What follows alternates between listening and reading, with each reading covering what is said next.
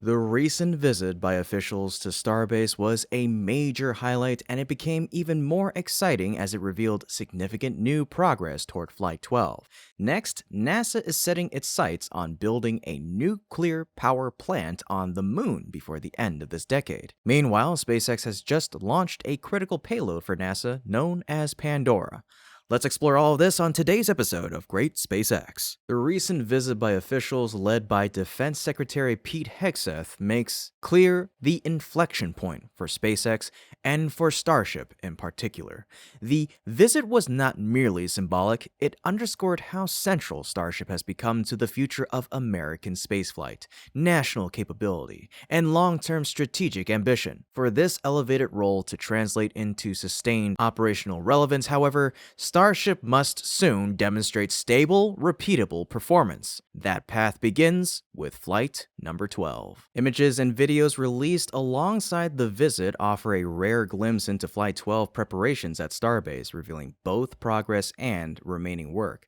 Several images shared by Senator John Cornyn show the interior of Mega Bay, where the booster on display is likely B-19, and the vehicle remains surrounded by work stands with sections still open and internal wiring clearly visible, indicating that the system integration and inspection are still ongoing. While structural assembly is largely complete, the booster is still deep in final outfitting. The liquid oxygen landing tank, the booster's last major structural element, was installed in late December. B-19's continued presence in Mega Bay suggests that SpaceX is conducting careful inspections and validation, likely informed by lessons learned from B-18, where issues emerged late in the flow. Additional footage released by the Department of Defense shows B-19 from below, emphasizing the immense scale of both the booster and Mega Bay itself. Work appears concentrated toward the upper sections, reinforcing that final checks and installations are still underway. One notable detail is the presence of red composite overwrapped pressure vessels mounted along the exterior. Whether their current configuration is final remains unclear, but COPVs are a known area of scrutiny even with V3 design upgrades. The same footage also provides a clear view of S-39, unlike earlier images that showed the vehicle obscured by scaffolding during heat shield work.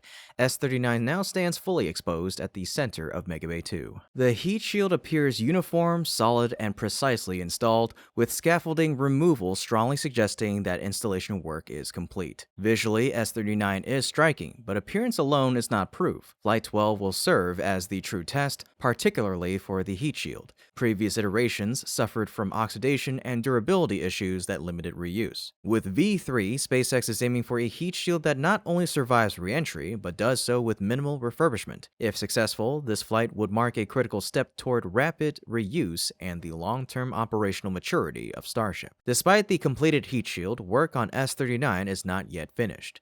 Dense clusters of work stands remain along both sides of the vehicle, indicating ongoing installation, inspection, and system checks typical of late-stage integration, including avionics, plumbing, and propulsion verification. A recent update shows a lifting jig moved into Mega Bay 2, likely to support localized repositioning of S-39. Because transport stand was not moved, this does not suggest imminent rollout, but rather internal rearrangement to accommodate additional hardware, possibly in preparation for the next ship's arrival. Taken together, these factors point to the Flight 12 stack remaining in place for another 1 to 2 weeks. Rollout timing also depends on progress with test tank campaigns, their installation on test stands, and launch pad readiness. On the pad side, progress appears steady, with all hold-down clamp arms now installed on the orbital launch mount, marking a significant milestone. Based on current indicators, the earliest plausible window for Flight 12 hardware rollout is late January. If testing and pad work continue without major issues, a February launch attempt remains realistic. Beyond Flight 12, recent footage also offers insight into S-40. Brief views show its nose section in an advanced state, with the heat shield nearly complete, though it has not yet been stacked onto the payload section. This suggests that the stacking process for S-40 may occur in the coming days. Once that step is completed, the vehicle could be rolled out for further stacking operations. Notably, the video also shows another ring section nearby that already has a complete heat shield installed. This ring does not appear to be the one displayed on stage during the official visit, indicating that SpaceX has multiple fully prepared ship sections ready for integration. Taken together, these observations strongly suggest that SpaceX now has all the major sections required to assemble the next ship. This positions the company to proceed with stacking at a rapid pace, potentially setting new internal records for vehicle production and throughput. Such progress is consistent with SpaceX's broader goal of transitioning Starbase towards sustained high-volume manufacturing. Another standout feature of the visit was the prominent display of the Raptor 3 engine. Several moments in the footage show Musk standing alongside Hegseth in front of a Raptor 3, with Musk appearing to explain its design and capabilities. The engine serves as a tangible representation of SpaceX's design philosophy, emphasizing both power and relative simplicity. There are currently several Raptor 3 engines visible at Starbase, suggesting that SpaceX is preparing for the next phase of engine integration and testing. Once cryogenic systems are fully ready, these engines are expected to be mounted on vehicles and subjected to rigorous test campaigns. These tests will be critical for demonstrating the increased thrust, efficiency, and reliability that Raptor 3 is designed to deliver. The broader footage from the visit also shows Musk and accompanying officials touring various locations inside and outside the Star Factory. The scale of the facility is striking, with vast interior spaces that dwarf human figures. The factory appears clean, modern, and highly organized, reflecting SpaceX's investment in creating what is effectively the largest and most advanced rocket manufacturing center in the world. Looking ahead, this facility is expected to transition into true mass production mode. When that happens, Starbase will be capable of continuously producing large, fully integrated launch vehicles at a pace never before achieved in aerospace history. The long-term implications of this capability are profound, not only for SpaceX, but for the future of space exploration as a whole. Shifting focus beyond Starbase, there has also been a major update regarding the U.S. plan to build a nuclear power reactor on the moon. Unlike earlier eras of lunar exploration, the current century's lunar ambitions center on permanent presence rather than brief visits.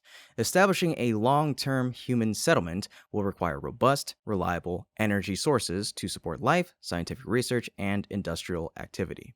Nuclear power has emerged as a leading candidate for meeting these needs, despite the inherent risks associated with deploying such systems beyond Earth. Solar power alone is insufficient to provide continuous energy during the long lunar night, particularly at locations far from the poles. NASA recently announced on the platform X that it is partnering with the Department of Energy to prepare a lunar nuclear reactor by 2030. The agency emphasized that continuous and reliable power is essential for sustaining human presence, building infrastructure, and enabling future missions to Mars. The announcement also framed the initiative as part of the president's national space policy, highlighting American leadership in exploration, security, and the development of a thriving space economy. NASA Administrator Jared Isaacman further reinforced the agency's confidence by stating that the program is expected to remain ahead of schedule. These public statements underscored NASA's seriousness about making lunar nuclear power a reality within this decade. The concept of a lunar nuclear reactor was also referenced in an executive order released by the White House in December, which called for the establishment of both a lunar base and a supporting nuclear reactor by 2030. NASA has been working for several years on developing fission-based systems capable of powering one or more surface installations as part of the Artemis program. Isaacman has repeatedly emphasized the central role of nuclear power in achieving long-term exploration goals. In a recent statement, he reiterated that returning to the moon, building infrastructure to stay, and making the investments required for future missions to Mars all depend on harnessing nuclear energy. He added that the agreement with the Department of Energy enables closer collaboration to deliver the capabilities needed for what he described as a new golden age of space exploration and discovery. Advocates of deep space exploration have long argued that nuclear power is well suited for crewed outposts on the moon and Mars. Fission reactors can generate electricity continuously for many years without refueling and are unaffected by changes in sunlight or environmental conditions. This makes them uniquely capable of supporting sustained operations in harsh and remote environments.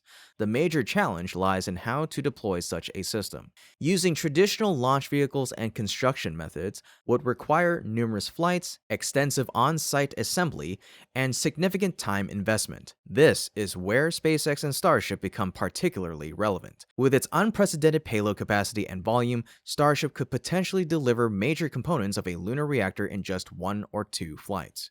While some observers remain skeptical, NASA's timeline points to 2030 as the target date. Flight. By that time, Starship is expected to be operating reliably, especially if it begins supporting crewed missions as early as 2027. If that schedule holds, Starship would be a natural choice for transporting heavy infrastructure to the lunar surface. Future updates may reveal whether NASA formally incorporates SpaceX and Starship into its lunar nuclear power plants. Finally, there is the recent completion of NASA's Pandora mission, which was launched by SpaceX. This mission stands out as a dedicated exoplanet science effort aimed at studying distant worlds. The launch took place at 8:44 a.m. Eastern from SLC-4 at Vandenberg Space Force Base in California. A Falcon 9 rocket carried approximately 40 payloads, including NASA's Pandora exoplanet satellite. The first stage booster successfully landed back at Vandenberg about 8.5 minutes after liftoff, marking its fifth flight. SpaceX designated the mission as Twilight because it delivered the satellites into a dusk-dawn sun-synchronous orbit, which closely follows the boundary between day and night on Earth.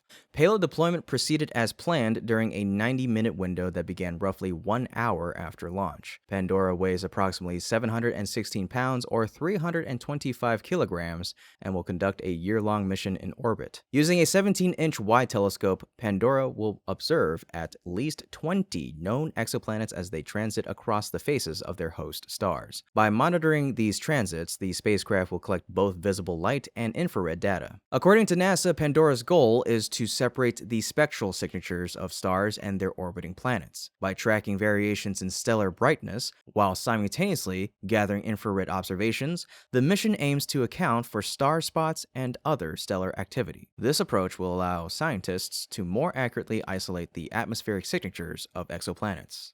Pandora will focus primarily on planets with atmospheres dominated by water or hydrogen, providing valuable insights into their composition and structure. These observations are expected to improve our understanding of how planetary atmospheres form and evolve.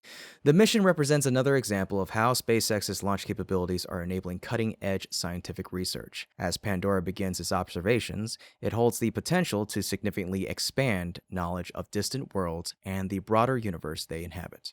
In any case, folks, this has been Kevin with Great SpaceX. Don't forget to like the video and subscribe if you haven't already to stay up to date with yours truly on the latest milestones in SpaceX's journey. Thank you so much for watching, and always remember, curiosity, imagination, and inspiration will follow you so long as you keep looking up.